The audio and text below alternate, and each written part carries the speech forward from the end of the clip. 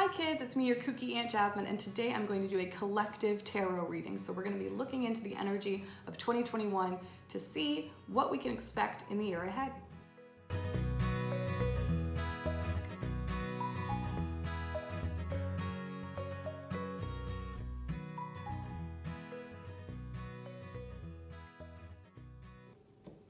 Okay, so I started by pulling 3 cards for what the main themes of 2021 as a whole, as a society, will be.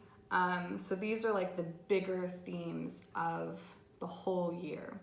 And of course, these themes are going to show up in different ways in different countries and different societies. But what we have is the Sun reversed, the 3 of Wands, and the 7 of Pentacles. I like that one. That one doesn't show up too often for me in my readings these days, so it was good to see it. We've got a lot of major arcana cards. Only one in the bottom row, but we'll get to the top row. So basically, what are the 3 main themes? That we're not there quite yet. You know, a lot of people expect society to be at this certain place. We've been going through these struggles for so long. We should be here now. Be here now. I wasn't even trying to do a Ram Dass there, but I did it. And the Sun reverse is saying like we're close, we're getting there, but we're not ready for it yet. Like there are steps in between until we get to that place that we want to be at. We're not in full illumination yet. There is still some stuff we need to figure out. There are more people that need to wake up. You know, people are always talking about like everyone is waking up. Well, a lot of people aren't. A lot of people aren't. Yes, it's something that continues to grow and grow and grow, and just waking up to injustices in this world. And of course, a lot of my narrative is going to be around, you know, the things that we face here in the United States, and also it's going to be very Western focused. So if you're from other parts of the world, I apologize. But we're not there yet. We are not at enlightenment yet, because there are steps in between and we can't ignore them. We can't just expect everyone else to be woke. You know, we can't, because part of modern wokeness comes from the internet, being able to have access to the internet. I know that like I became a feminist 10 years ago because I hopped on Twitter and all of a sudden was just seeing all these narratives and getting all this information, and I was like, whoa, I'm a feminist now. I hadn't been until then. And that's a privilege that I was able to go on Twitter and see that, whereas other people don't have that privilege and aren't getting narratives directly from people. And I understand Twitter is flawed, but for me, it's been the site that's radicalized me, and not everyone has access to it, and not everyone has access to information like that. And let's stop putting pressure on everybody else to be exactly where we are, and also recognize that where we are is not the perfect place to be. There's always more for us to do. So enlightenment is around the corner, but what we should be focusing on in the year ahead is why we're not there yet. You know, instead of just expecting people to be there, why aren't we there? Look at that. Why am I not there? And why is my society not there? Having a deeper understanding of that is going to help you navigate this next year. Like, oh, okay, I don't need to hate this person for having this belief. I can also recognize that, you know, they weren't educated in the same way that I was, and they grew up in a different way. It's just about recognizing, yeah, there is a reason we're not enlightened yet. So instead of just expecting everyone to be there, take some time to understand why everyone isn't there yet. Next card, 3 of Wands. We have the vision. We can see where things are going. We're just not there yet. You know, we have the vision, we have the daydream. We can finally start to see like, yeah, okay. Change is hard earned in this world. Hard earned. But as long as we keep pushing, we can see where it's going, okay? So we're starting to get a clear vision of what the future of our societies hold. We can see it. We don't exactly know how to get from point A to point B yet, but we can see it. We can see that it's there, right? So that's a lot. That's very hopeful. And that's probably more people waking up to the vision, right? More people waking up to, you know, the fact that healthcare should be free. Like, there's no reason that one of the richest countries in the world should not have free healthcare. Anyway, I'm fine. Next card is Seven of Pentacles, which is just mean it takes time. It takes fucking time, okay? So it takes time to see the vision, you know? These three cards really speak to me about the fact that, like, in this next year, it's starting to realize, like, oh, we got to get our hands dirty. We can't just yell at each other on the internet. We can't just put each other down for not meeting us at a certain place. Like, that kind of discourse just feeds into the old narrative, which we're trying to get out of, right? Which, don't get me wrong, I've gotten in plenty of internet fights, especially in 2020. Like, you're not a bad human for doing that. And that's not all these cards are talking about. I'm just going on a tangent now. But it really is about recognizing recognize that you're not illuminated yet. You're not woken up totally yet. You think you are, but you're not. And also recognizing neither is anyone else. Like, very few people have truly been enlightened. Jesus, Buddha, Ram Dass, you know, other gurus out there. But not me. I might work in the spiritual world, but I am not enlightened yet, right? So recognizing the yet in everything that you're doing on a personal level, but also what we're doing on a societal level. And also, you know, a lot of people are going to be waking up to the goal, waking up to the vision, waking up to it in new ways, but everyone's going to realize, like, oh, okay. It takes time. It takes patience, like on a personal and societal level. As above, so below. You know, if you want to see changes out there, you need to be doing the changes in here too, in equal measure, okay? They reflect one another. So the more you show up for yourself and enlighten yourself, the more you can also show up for the world and try to fix the many, many things that are wrong with this world. But also recognizing that it takes time, it takes patience, you know? She's waiting for these plants to grow. I feel it. I have one pothos leaf that I just don't think it likes being in that spot because I've had it for months, I want to say, and it still hasn't fully undone itself, you know? So it takes patience. It takes patience. It takes nurturing, right? So this year really seems like we know the vision. We need to be patient, and we really need to focus on the details, you know? We really need to bring that focus. Like, yes, we do have the understanding in a big kind of way, but we need to get dirty and we need to get down into it a little bit more. And put the time and energy. Recognizing it takes time and energy for things to change. Things are not just going to change overnight. They're not going to change with one vote. It takes time. Okay, all right.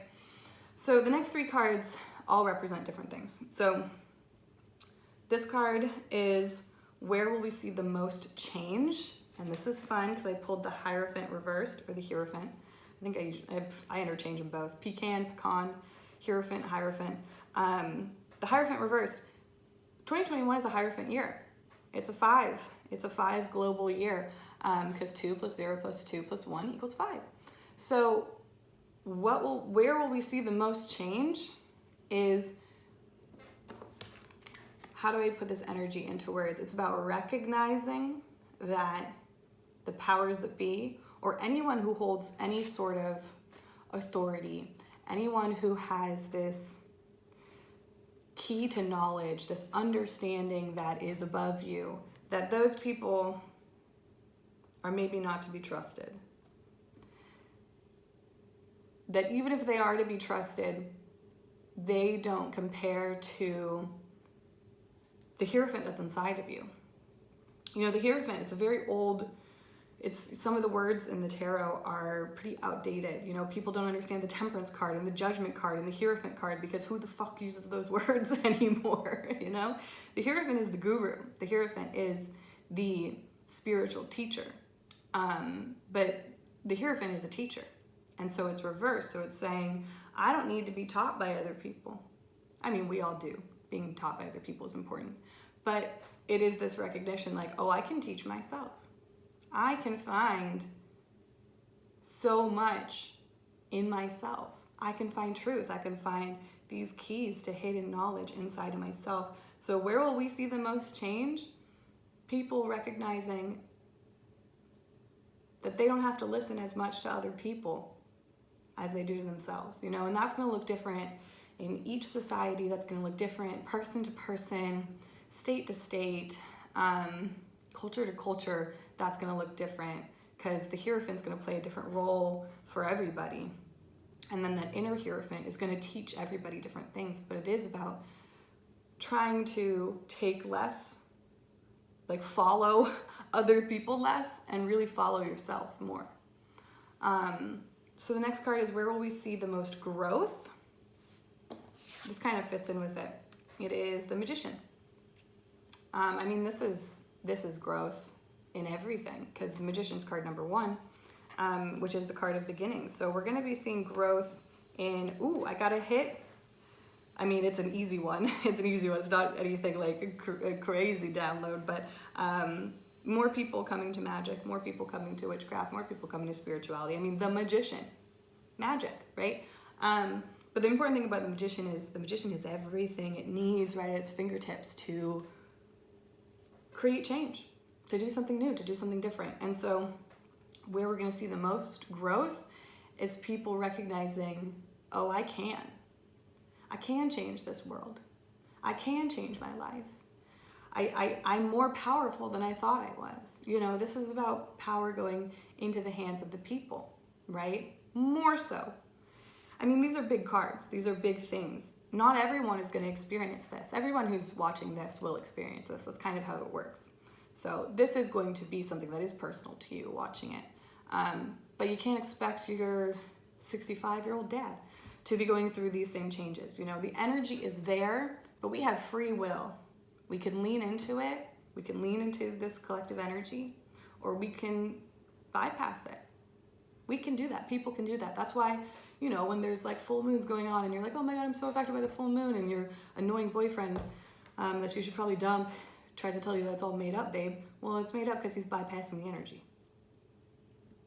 If you're not tapped in, if you don't actively try and like work with moon energy, you're not going to feel it. So that's an aside. Not everyone's going to wake up to how powerful they are, but if you're watching this, you're going to wake up to how powerful you are, and hopefully other people within your community. This is about power going into the individual. So that's going to be building. That's where we're going to see the most growth. So that's fun. That's fun. And those work really well together, right? The more that we experience that change of like, okay, I am my own teacher. Like, I'm my own teacher, and then that's where we experience the most change, and then we experience the most growth from there, going like, okay, so I've been teaching myself, and now I know I'm powerful. I know I can enact change. I know I can change this world. So what's something that will happen that's very unexpected is the final card. Here I pulled Strength reversed. And I had an intuitive download when I pulled it, and I'm not sure I remember it. I feel like what my mind is telling me now was that it had something to do with the fall of hypermasculinity. But that's a natural evolution, right? Because hypermasculinity, we've been chipping away at it. But you know, I did ask what's a very unexpected change. So I'm going to be interested to see what happens to, you know, it's not even, this card isn't supremely masculine. It isn't. But I do want to say that was my initial response to it. So there's going to be some validity there to the chipping away of hypermasculinity. Masculinity is dope. It's great. But hypermasculinity truthfully hurts literally every person on the planet, whether emotionally, mentally, physically, or spiritually. Hypermasculinity sincerely hurts us all. So death to that. But you know, that's a woman. I mean, this is the modern witch tarot deck. So like, there's no like traditional men. There's, you know, some non-binary people on here, but there's no men. But still, it's always a woman on the Strength card. And it is about, it's a card about truly understanding yourself and just having this like real control of your energy. And so, you know, she's always petting the beast. There's different kinds of beasts on there. And it is about how, you know, she knows her animalistic nature. She knows who she is, and she's able to work with both, right? And so now I'm trying to think just try to get more information from this card. So this is how I do it. I talk it out. So reversed, it could mean that the energy is blocked. But that doesn't really seem right. That doesn't really fit with the rest of the spread. It could also mean that it's internal, but this card is already inherently internal. And sometimes it can mean the opposite. I don't know. None of those feel right. None of those feel right. And the first thing that I thought when I pulled the card was that we're going to see a very unexpected way in which hypermasculinity is going to be not completely, it's not going to go away forever, remember? It takes time. So it's not like all of a sudden 2021 hypermasculinity dies. No, but there is going to be something bigger than Harry Styles being on Vogue in femme clothing that is going to kind of etch away at hypermasculinity. And I wonder what that will be, but we'll just have to wait and see. So yeah, structural innovation is the key phrase that I'm using for 2021 because a lot of what's happening in a big way is the interaction between Saturn in Aquarius and Uranus in Taurus. They're squaring each other, and then everything else that's going to be in Taurus and be in Aquarius at different times, and Leo seasons and Scorpio seasons are going to be tough as well. It really is about breaking down the structures in our lives and really getting our hands into the foundations and being like, how do we fix it? How do we pull up from the root and put something in better? You know, it's not about fixing all these things up here, but getting deep into it. So structural innovation, innovating the structures. And it takes time, it takes patience. We're not gonna see the fruits of our labor in 2021. We are not. We have to keep working. 2020 was a fucking burn it all down kind of year, and 2021 is the hard rebuild. So it's not going to be as challenging as 2020, hopefully, just astrologically. It's not going to be as hard as 2020, but it still asks a lot of us. It still has challenges. I mean, every year of our life is going to have challenges, but big stuff. Still some big stuff going on. So put on your work boots, get out your gloves, and get ready to work this next year.